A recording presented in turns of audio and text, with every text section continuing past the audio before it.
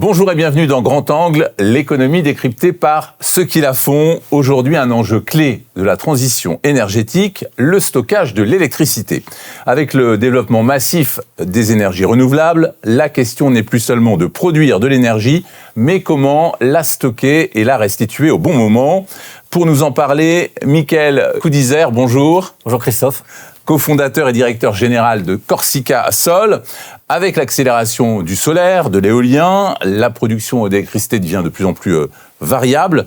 Pourquoi le stockage est-il aujourd'hui devenu un maillon indispensable du système électrique ? Oui, effectivement, c'est précisément ça le sujet.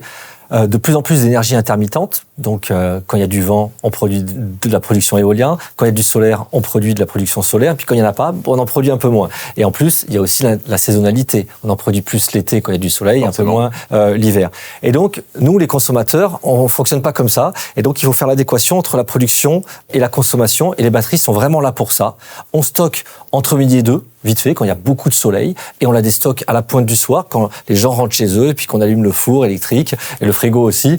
Et donc, c'est vraiment faire cette adéquation entre le besoin et la production. Et il faut comprendre que là, on est sur une plaque européenne continentale, tout est interconnecté, mais les choses se passent beaucoup à l'échelle de la France. Mais quand on est dans les îles, la Corse, par exemple, d'où on vient, Corsica Sol. Les Antilles aussi. Les Antilles, la Martinique, la Guyane, qui est une île énergétique, ou la Réunion. Eh bien là, c'était devenu important de le faire, mais déjà depuis 10 ans. Et oui, parce que l'équilibre... Expliquez-nous peut-être quand même île énergétique pour la Guyane, parce que... Eh bien oui, c'est ça. Ce que vous voulez dire par là, c'est qu'ils sont vraiment autonomes. Exactement, on n'a pas le choix. La Guyane, c'est donc les villes de Cayenne, toutes les villes de bordure de mer doivent avoir leur propre énergie. On ne la prend pas de nos voisins brésiliens ou du Suriname. On doit la produire nous-mêmes et la consommer localement. Et on n'est pas interconnecté à la France continentale. Il n'y a pas un grand câble qui traverse l'Atlantique.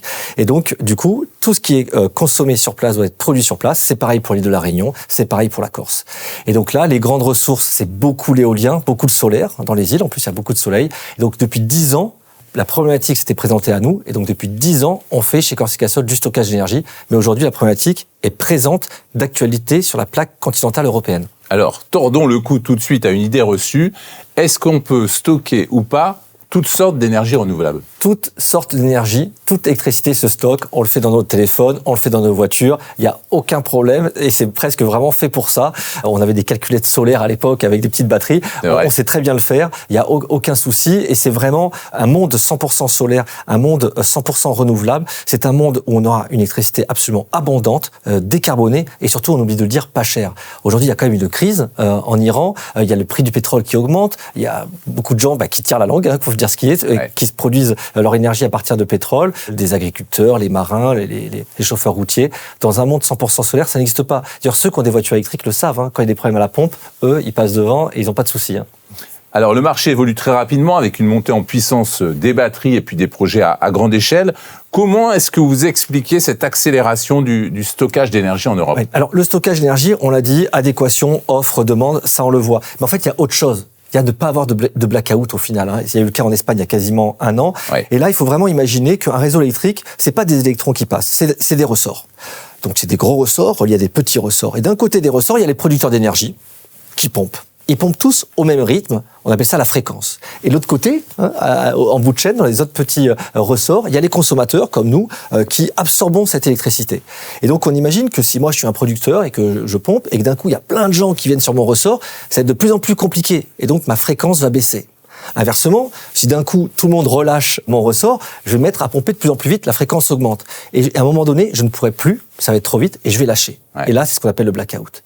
Et c'est ça que le réseau de transport électrique, RTE, doit éviter. Il doit toujours s'assurer qu'il y a une adéquation entre le besoin et la production. On ne peut pas avoir l'adéquation parfaite. S'il y a un énorme coup de vent, les gens ne vont pas débarrer la machine à laver à ce moment-là. Inversement, s'il y a un nuage qui passe, on ne va pas couper le frigo. Eh bien, on met des batteries. Et on est là pour absorber le surplus d'énergie ou au contraire le besoin d'énergie. Et ça, on fait ça à l'échelle de la milliseconde.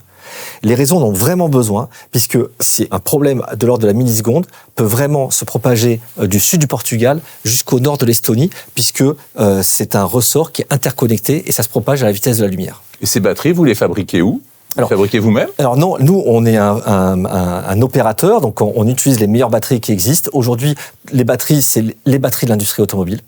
Donc il y a 10 ans, c'était un petit peu européen, un petit peu coréen. LG, Samsung par exemple, et donc on connaît. C'est devenu américain avec Tesla et aujourd'hui c'est vraiment dominé par la Chine. Mais l'assemblage, la science, la connaissance, la capacité justement à la milliseconde décharger ou charger la batterie, ça c'est un savoir-faire français, européen. Alors 2026, ça marque une accélération pour votre groupe, en France comme en Europe, notamment dans les pays baltes. Comment est-ce qu'on change d'échelle dans un secteur qui est aussi concurrentiel et stratégique ? Oui, c'est ça. Nous, comme je vous l'ai dit, on a été pionniers. Ça fait 10 ans qu'on en fait. Dans les îles, c'est des petits réseaux électriques. Donc, on faisait des petites centrales. Mais malgré tout, la problématique est strictement la même. Strictement la même. Et comme je vous ai dit, les batteries, on les achète à ceux qui les fabriquent. Mais par contre, la régulation de fréquence, la régulation de tension, ça, c'est un savoir-faire français et européen. Et donc, quand il a fallu changer d'échelle, nous, technologiquement parlant, entre guillemets, c'était très simple. Au lieu de mettre 10 batteries, on en mettait 100. Mais la régulation, elle, était vraiment le cœur du système, c'était le même. Et donc, on est passé de pionnier maintenant à leader européen. Le besoin, il s'est fait sentir sur la plaque continentale européenne. Eh bien, on a inauguré il y a 4 ans la plus grosse centrale de l'époque. Elle était en Belgique, elle faisait 100 MWh. Aujourd'hui, on a fait 2 fois plus gros en Estonie, qui est vraiment aux confins de l'Europe, mais qui a besoin justement de stabilité. Et là, aujourd'hui, on va développer nos projets dans la France continentale. On vient d'annoncer un partenariat avec la Banque des Territoires, donc qui est une filiale de la Caisse dépôt et consignation, pour massivement équiper la France d'unités de stockage. Et nous, on choisit les points les plus intelligents, c'est-à-dire qu'on se met près des postes sources de RTE pour justement être plus près du besoin du réseau de transport pour faire cet équilibre offre-demande, régulation de fréquence, régulation de tension. Forcément, l'émergence des data centers, c'est un marché qui est porteur pour vous. Alors, clairement, l'émergence des data centers, le besoin accru par l'IA et de besoin accru énergétique de ces data centers va créer un besoin énergétique. Donc ça tombe bien, parce que nous, on fait du solaire à la base. Donc il y a vraiment besoin de solaire, parce que le besoin énergétique et en puissance supplémentaire des data centers ne va pas pouvoir attendre le cycle de déploiement du nucléaire français. Donc il y aura besoin de mettre du solaire en France, et très rapidement, dans les 5 prochaines années, pour combler ce besoin-là. Et effectivement, le besoin des data centers et le besoin des ménages aura toujours besoin de cette adéquation entre production et consommation. Donc, on aura toujours besoin de plus de batteries. Un mot sur l'avenir. À quoi va ressembler dans quelques années le système électrique, à votre avis ? Alors, d'ici 100 ans, on sera 100% solaire, je l'espère. Mais non, d'ici 50 ans, il y aura toujours plus d'énergie renouvelable. C'est pas cher, c'est décarboné. Et surtout, on sait la déployer très rapidement. Nous, aujourd'hui, quand je présente un projet solaire ou un projet stockage à mes banquiers, je présente un budget à 1% près, on le tient. On présente un planning qui fait à peu près 6-8 mois, on va dire. À 1 mois près, il y a quelques éléments, on le tient. Vous n'avez qu'à comparer ça à ce qu'on sait faire aujourd'hui ou ce qu'on ne sait pas faire dans le nucléaire. Vous verrez qu'on a une industrie française, c'est pas que nous, c'est toute l'industrie française. On sait très bien déployer les énergies renouvelables, on sait très bien déployer le stockage d'énergie. Donc, le système électrique sera toujours plus de renouvelables et toujours plus de batteries, justement, pour faire cette adéquation, faire cette stabilité-là. Eh bien, un grand merci, Michael Cudizère, pour cet éclairage, et à très vite pour un nouveau numéro de Grand Angle.